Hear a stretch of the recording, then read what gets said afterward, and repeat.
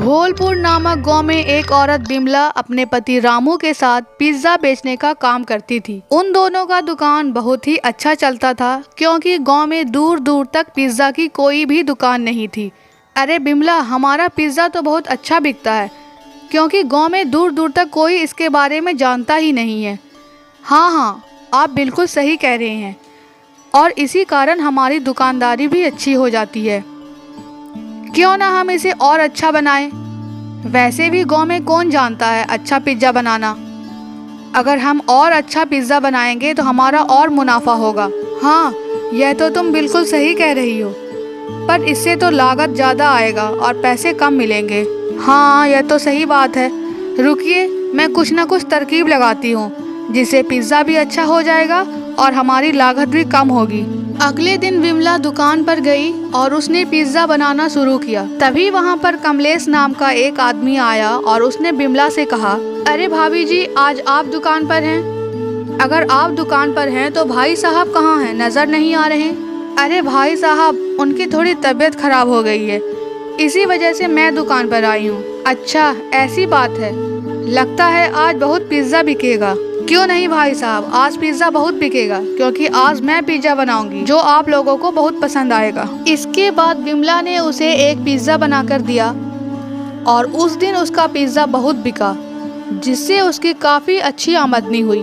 घर पर आने पर जब रामू ने उससे कहा, अरे विमला, आज तो तुम काफ़ी अच्छी कमाई करके लाई हो। हाँ, आज तो बहुत अच्छी दुकान चली क्योंकि मुझे देखकर लोगों की भीड़ लग गई थी और मैंने भी पिज़्ज़ा ऐसा बनाया जिससे हमारी लागत भी कम आई और हमें रुपये भी ज़्यादा बच गए। यह तो बहुत अच्छी बात है। तो आज से तुम ही दुकान चला रहा, मैं तुम्हें सामान लेकर दिया करूँगा। ठीक है, आप चिंता मत कीजिए, वैसे भी हमें अपने सपनों को पूरा करना है। इसके बाद बिमला ही दुकान पर जाती थी और पिज़्ज़ा बनाकर बेचती थी। उसकी दुकान बहुत अच्छे से चलने लगी थी, जिसके कारण वे दोनों धीरे धीरे अमीर होते जा रहे थे। विमला और उसके पति अब बहुत खुश थे। एक दिन अचानक गांव में बहुत ज्यादा हलचल मच गई क्योंकि शहर से पढ़कर विनोद लौटा था। अरे गांव में इतनी हलचल क्यों मची है और हमारी दुकान भी इतनी नहीं चल रही? जरा पूछ कर देखती हूँ। सीमा, अरे ओ सीमा, जरा मेरे पास तो आना। हाँ विमला, अभी आई। क्या बात है? अरे आज गांव में इतनी हलचल क्यों मची है?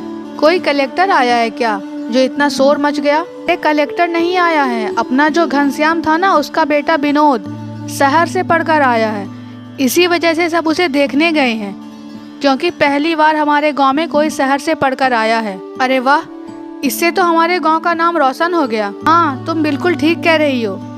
देखना, वह तुम्हारी दुकान पर जरूर आएगा क्योंकि वह तो शहर का छोरा है, उसको तो पिज्ज़ा खाना बहुत ही पसंद होगा।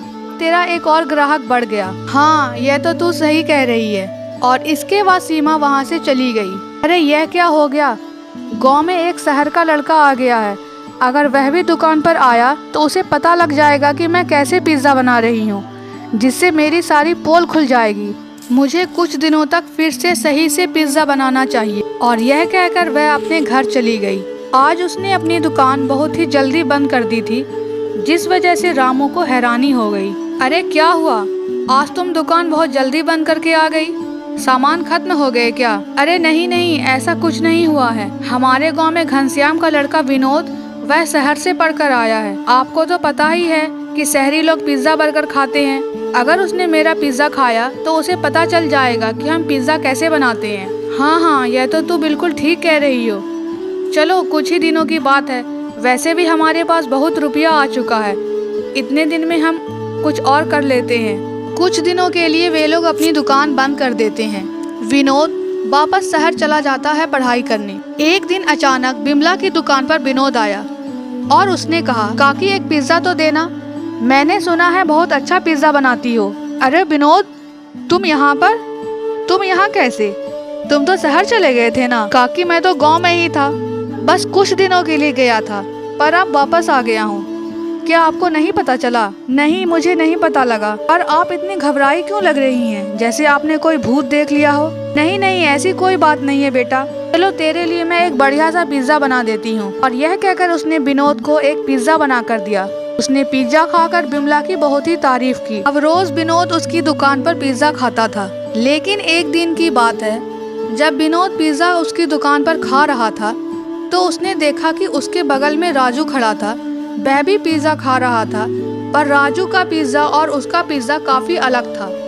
यह देखकर वह काफ़ी हैरान हुआ और उसने कहा, काकी मुझे ऐसा क्यों लग रहा है कि मेरा और इनका पिज्ज़ा काफ़ी अलग है। अरे यह तुम कैसे बातें कर रहे हो, ऐसा कुछ नहीं है बेटा, लगता है तुम्हें कुछ भ्रम हुआ है। नहीं नहीं काकी, मैं देख रहा हूँ मेरा पिज्ज़ा सबसे अच्छा होता है, जबकि इन लोगों का पिज्ज़ा उतना अच्छा नहीं होता।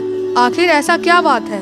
बेटा ऐसी कोई बात नहीं है, तुम्हें गलतफहमी हुई है, मैं तो सब पिज्ज़ा एक जैसा ही बनाती हूँ। यह सुनकर विनोद वहाँ से चला गया, क्योंकि उसे बिमला पर शक हुआ कि दाल में कुछ तो काला है। कुछ समय के बाद उसकी दुकान पर एक आदमी आया और उसने बिमला से कहा, अरे भाभी जी एक पिज्ज़ा तो देना। हाँ हाँ अभी देती हूँ। यह कहकर बिमला ने उसे पिज्ज़ा दिया। उस आदमी ने पिज्ज़ा खाया और बिमला से कहा, अरे भाभी मुझे पिज्ज़ा कुछ सही नहीं लग रहा, क्या आपने इसमें पूरा सामान नहीं डाला है क्या?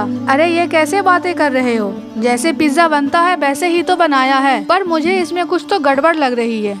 नहीं भाई साहब ऐसी कोई बात नहीं है, आज तक किसी ने ऐसी शिकायत नहीं की, सबको पिज्ज़ा बहुत अच्छा लगता है। वो तो लगेगा ही, क्योंकि यह तो ठहरे गाँव के लोग और मैं शहर का लड़का, क्योंकि आपने इस पिज्ज़ा में ना तो चीज़ डाली और ना ही पनीर, बस आपने इसमें टमाटर और प्याज डाल दिया है और इसमें कुछ नहीं डाला जो पिज्जा में होता है। आपने बस एक रोटी के ऊपर सॉस लगाकर दे दिया है। यह सुनकर बिमला काफी परेशान हो गई, क्योंकि उसे पता नहीं था कि ऐसा कुछ होने वाला है। उसने कहा, अरे नहीं नहीं ऐसे ही पिज्जा होता है, आप जाइए यहाँ से, मेरा वक्त खराब मत करिए, वैसे भी मेरी दुकानदारी का समय है, पता नहीं कहाँ कहाँ से चले आते हैं। ठीक है आता हूँ। और यह कहकर वह वहाँ से चला गया। कुछ देर बाद विनोद वहाँ पर आया और उसने बिमला से पिज्ज़ा मांगा। बिमला ने उसे पिज्ज़ा दिया। विनोद ने उसे खाकर कहा, अरे काकी अभी तो आपने वह कौन सा पिज्ज़ा दिया था, वह काफ़ी अलग था, पर यह तो बहुत ही अच्छा है। ऐसा कैसे, तुम क्या कह रहे हो? अभी मैंने तुम्हें पिज्ज़ा कहाँ दिया?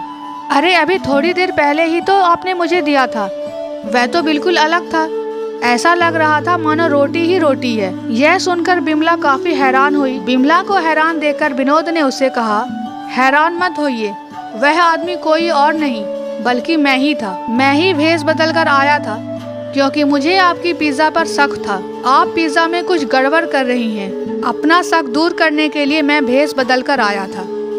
फिर मुझे पता लग गया कि आप सबको ऐसे ही पिज्जा बनाकर देती हैं, आप उसमें कुछ भी नहीं डालती जो पिज्जा में होना चाहिए। आप गांव वालों को बेवकूफ़ बना रही हैं। इतनी कंजूसी अच्छी नहीं है काकी जी, आप इतने पैसे बचाकर कहाँ ले जाएंगी? अरे बेटा ऐसी कोई बात नहीं है, ऐसा ही है काकी, मैंने देखा है आप पिज्जा के सामान में कम लागत लगाती हो, जिससे आपको ज्यादा मुनाफा होता है।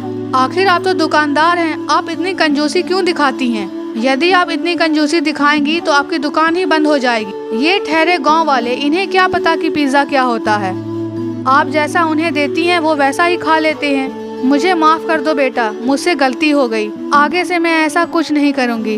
मैं सभी को अच्छा पिज्जा बनाकर खिलाऊंगी, पर तुम यह बात किसी को मत बताना। नहीं काकी, आपकी सच्चाई सबके सामने आनी ही चाहिए, क्योंकि आपने अब तक लोगों को बेवकूफ बनाया है और आपने अपनी जेब भरी है। उन्हें भी तो पता लगना चाहिए कि उन्हें जितने पैसे दिए उतने का उन्होंने पिज्जा ही नहीं खाया। नहीं बेटा, मुझे माफ कर दो, इससे मेरी दुकानदारी खराब हो जाएगी। मैं आगे से कभी ऐसा नहीं करूंगी, मुझे माफ कर दो। बिमला के ज्यादा गिड़गिड़ाने पर विनोद मान जाता है और उससे कहता है, अगर आपने आगे से ऐसा कुछ भी किया तो मैं आपको नहीं छोड़ूंगा। और वह फिर वहाँ से चला जाता है। बिमला आगे से अच्छा पिज्जा बनाकर बेचना शुरू कर देती है।